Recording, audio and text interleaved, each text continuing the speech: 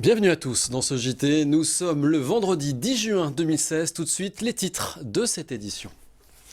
Le Val d'Oise à l'heure de l'Euro, grand écran, rencontres sportives et initiatives multiples comme celle des commerçants du Haut-Val d'Oise. Ils lancent un jeu de pronostics gratuit à la clé de nombreux cadeaux. La primaire de la droite et du centre, les candidats se succèdent dans le Val d'Oise après Bruno Le Maire et en attendant François Fillon. La semaine prochaine, c'est Alain Juppé qui était ce vendredi sur le département. C'est l'événement culturel du moment, le festival d'Auvers-sur-Oise, le grand rendez-vous de la musique classique. En ouverture samedi soir, la chanteuse lyrique Patricia Petitbon, une des fidèles de ce festival, interview en fin de journal. C'est le grand jour, l'Euro 2016 de football démarre en France, chacun y participe à sa manière. C'est le cas de nombreuses boutiques de la communauté de communes du Haut-Val d'Oise. Et grâce à l'association locale des commerçants, un jeu de pronostics gratuit est proposé pour les clients et c'est un bon moyen, vous allez voir, de dynamiser le commerce local. Un reportage de Florian Philippe. Bonjour. Bonjour. Bienvenue. Très bien. Très bien vous-même. Oui, ça va, merci. Installez-vous, je vous en prie. Merci. À quelques heures du coup d'envoi de l'Euro 2016 de football, la boutique de Maximilien est prête. Drapeau, chapeau, cet opticien de Beaumont-sur-Oise a habillé sa boutique aux couleurs de la compétition. Grâce à l'association locale des commerçants, il propose même un jeu de pronostics gratuit. Je vous laisse remplir ce bon-ci avec vos pronostics. Et si le score tombe juste, vous pourrez choisir parmi l'un de ces lots, cette sélection-ci. Il faut pronostiquer le bon résultat pour le match de 21h. Ici, la France contre la Roumanie pour le match d'ouverture. Ce soir, 3-0 pour les Bleus. Les clients défilent et se prennent au jeu. On va prévoir 2-0 pour la France. Les bons pronostiqueurs pourront revenir chercher un cadeau, un bon moyen pour Maximilien de fidéliser sa clientèle. C'est important pour le client, ça anime beaucoup le point de vente, ça permet aussi de surfer sur une espèce d'ambiance. Et avec l'Euro, on est vraiment là-dedans, dans une espèce d'euphorie qui monte avec les enfants. Qui sont fans de foot et de tout ce qu'il peut y avoir un peu autour avec les événements sportifs. Et ça permet de distribuer des lots qui font plaisir aux plus petits et aux plus grands. À quelques kilomètres, le café de la gare de Nointel s'est également mis aux couleurs de l'Euro. Le gérant du café de la gare s'active en terrasse. Il diffusera en direct tous les matchs, sauf le dimanche, un événement important pour le café. On va avoir un écran de projection ici, là, 3 mètres sur 2,40. Et je suis en train de bricoler un système pour pouvoir fixer le rétroprojecteur en hauteur. Petros propose également le concours de pronostics à ses clients, une animation supplémentaire qui tombe à point nommé. Ça plaît aux clients parce qu'ils ne sont pas habitués à voir ce genre de choses. Et ça crée une convivialité, en tout cas dans notre commerce. Cette opération de pronostic gratuit est à l'initiative de l'UCHVO, l'Union des commerçants du Haut-Val d'Oise. L'association compte 92 adhérents sur 7 communes. Elle mène plusieurs actions tout au long de l'année. Ces initiatives dynamisent le commerce local. On doit animer les centres-villes quand on regarde sur nos 7 communes. On voit que le commerce était en perdition depuis quelques temps, depuis 2 ans maintenant, qu'on a commencé à lancer toutes ces opérations. Ça redonne envie aux commerçants de bouger, ça attire d'autres commerçants. Le fait d'avoir monté des opérations, petit à petit, nous a amené automatiquement des commerçants qui se sont venus s'inscrire tout seuls, sans qu'on aille les démarcher. Je pense qu'à partir du moment où on montre qu'on est unis, qu'on est capable de mettre des choses en commun, oui, ça donne une force supplémentaire, complètement. Pour les bons pronostiqueurs, un tirage au sort sera effectué à la fin de la compétition. À la clé, un coffret cadeau d'une valeur de 200 €. Euro 2016 toujours, les restaurants et bars du Val d'Oise se préparent à l'événement, ils sortent leurs grands écrans. Nous avons trouvé sans doute la version XXL, c'est le café de la Paix à Auvers qui décroche le plus grand écran. Il est caché derrière la partie restaurant. Vous allez voir, c'est un ancien ciné-théâtre, comme nous l'explique le propriétaire des lieux. Il est au micro de Philippe Pémal. Tous les soirs de matchs d'Euro, nous allons diffuser sur l'écran que vous voyez derrière, 28 mètres carrés. Il y aura principalement les matchs où il y a la France, mais également les autres pays. Ça va dépendre un petit peu des soirées. On programmera les matchs à 21h. Cet écran a une histoire. C'était l'ancien cinéma du village qui a fermé en 1966, la salle Tivoli, et qui avait 350 fauteuils de cinéma jusque dans les années 60. On ouvre une page de politique avec la primaire de la droite et du centre. Les candidats se succèdent dans le Val d'Oise après Bruno Le Maire. Et en attendant François Fillon la semaine prochaine, eh bien c'est Alain Juppé qui était ce vendredi dans le département. Et c'est Florian Philippe qui l'a suivi à Cergy-Pontoise avant que l'ancien Premier ministre se rende en meeting à Soisy. Ce Montmorency, une visite, vous allez le voir, sous le signe du logement. Alain Juppé en visite dans le Val d'Oise. Le candidat à la primaire de la droite et du centre pour l'élection présidentielle s'est rendu à Osny. Il a été accueilli par ses soutiens, à commencer par Axel Poniatowski, le patron des Républicains dans le département. Une visite placée sous le signe du logement. Rien ne remplace le contact et le dialogue sur le terrain. Aujourd'hui, j'ai voulu consacrer beaucoup de temps à la politique du logement. Je vais avoir bientôt une séance de travail sur ce sujet. J'ai voulu aller sur le terrain.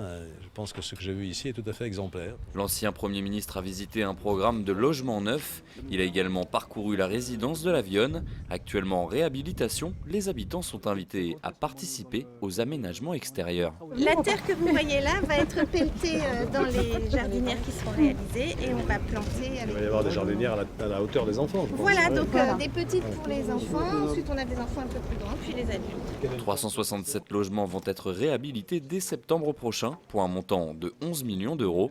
Pour le candidat à la primaire, il faut continuer à construire et réhabiliter. Il faut continuer à construire. D'abord, nous avons beaucoup de régions, pas partout, mais dans beaucoup d'endroits, notamment dans l'Île-de-France, chez moi aussi à Bordeaux, où on manque de logements. Donc il faut poursuivre cet effort de construction et du logement pour tous, du logement social, locatif, de l'accession sociale, parce qu'il y a une demande de primo-accédants qui souhaitent accéder à la propriété, et puis en équilibrant les opérations avec du logement libre. Donc c'est la première priorité. Ensuite, la rénovation thermique des bâtiments, c'est ce qu'on fait ici aussi, est une priorité, parce que tout le monde a y gagné. D'abord la planète, puisqu'on émet moins de gaz à effet de serre, et puis les habitants, parce que la facture d'énergie, de gaz ou d'électricité baisse. Donc voilà quelques orientations principales. Une rencontre avec des bailleurs et des promoteurs était prévue à l'issue de la visite pour souligner les problématiques de logement. La primaire de la droite et du centre pour l'élection présidentielle aura lieu les 20 et 27 novembre prochains. En bref, Valérie Pécresse, la présidente du Conseil régional d'Île-de-France, et Arnaud Bazin, le président du Conseil départemental du Val d'Oise, ont inauguré ce vendredi l'ouvrage de la route départementale 311. Long de 320 mètres, il offre dès à présent 2 voies de circulation dans chaque sens. Il permet de fluidifier et d'améliorer la qualité de la circulation. Davantage d'informations dans notre prochaine édition. Et c'est l'événement culturel du moment, le festival d'Auvers-sur-Oise, le grand rendez-vous de la musique classique. En ouverture samedi soir, la chanteuse lyrique Patricia Petitbon, une fidèle du festival. Elle nous livre son regard sur le festival, un entretien à l'occasion des répétitions qu'elle donnait ce vendredi. Interview Philippe Pémal. Patricia Petitbon, on vous connaît dans le répertoire classique avec Mozart, le répertoire moderne avec Francis Poulenc. On vous retrouve ici au festival d'Auvers-sur-Oise avec du baroque. Vous avez une sensibilité particulière, une affection particulière pour le baroque. Ça dépend, c'est vrai que je touche un peu à tous les répertoires, mais c'est vrai que la musique baroque, c'est là où j'ai débuté. C'est aussi un festival très important pour moi, parce que c'est là aussi où j'ai débuté, où Pascal Escandre m'a fait confiance pour ce répertoire, qui est finalement très proche de nous, parce que le rythme est très très important dans cette musique.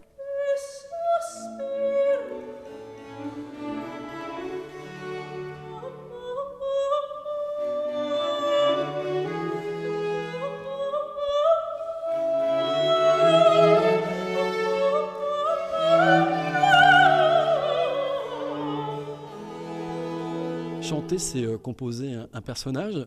Le baroque permet de jouer. On vous sait assez espiègle, hein, vous aimez bien jouer, vous aimez bien la tragédie. Vous allez jouer ? C'est la musique qui va parler. Bon, c'est vrai que c'est une forme de récital avec un orchestre, une chanteuse sur scène, mais ce qui est le plus important, je pense, c'est de découvrir la musique à chaque seconde, c'est d'être spontané, sans finalement et s'autoriser ce qu'il y a à s'autoriser. Bon, là, c'est du répertoire assez tragique, et puis aussi un petit peu aussi pyrotechnique, mais ce qui est intéressant, c'est surtout la vérité au moment où le son sort.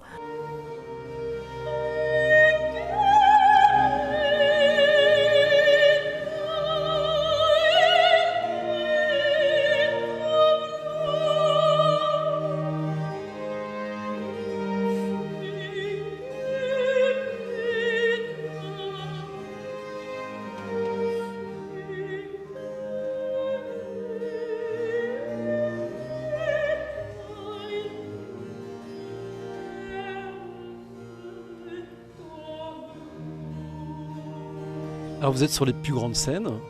Là, on est en l'église d'Auvers-sur-Oise. Plus petite scène, mais vous aimez bien revenir ici. Ah bah écoutez, c'est un lieu extraordinaire. Il n'y a pas de petite scène au monde. Il y a des endroits, il y a des personnes, il y a des cultures. C'est surtout ça. À chaque place, on s'investit de la même façon, que ce soit sur une très grande scène d'opéra et que ce soit dans une petite église ou même, je dirais, perdu dans une cambrousse, pas possible, en France ou n'importe où. C'est la même chose à chaque fois qu'on monte sur scène, c'est le même investissement. Je crois que moi, je ne fais pas du tout de différence, mais c'est aussi un lieu qui vit par sa culture, par la peinture, par l'histoire, et on s'y sent bien dans cette église. Ça a de bonnes vibrations, c'est important, parce que la musique, c'est qu'une histoire de vibrations, finalement.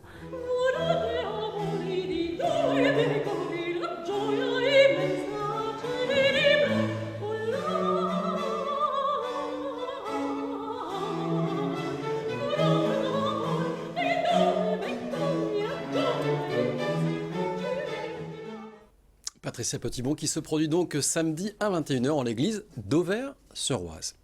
Voilà, ce journal est maintenant terminé. Je vous en rappelle bien sûr le principal titre. Le Val d'Oise à l'heure de l'Euro.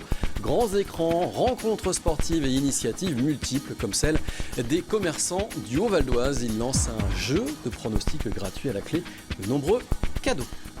Merci d'avoir regardé ce journal. À suivre la partie magazine de ce JT.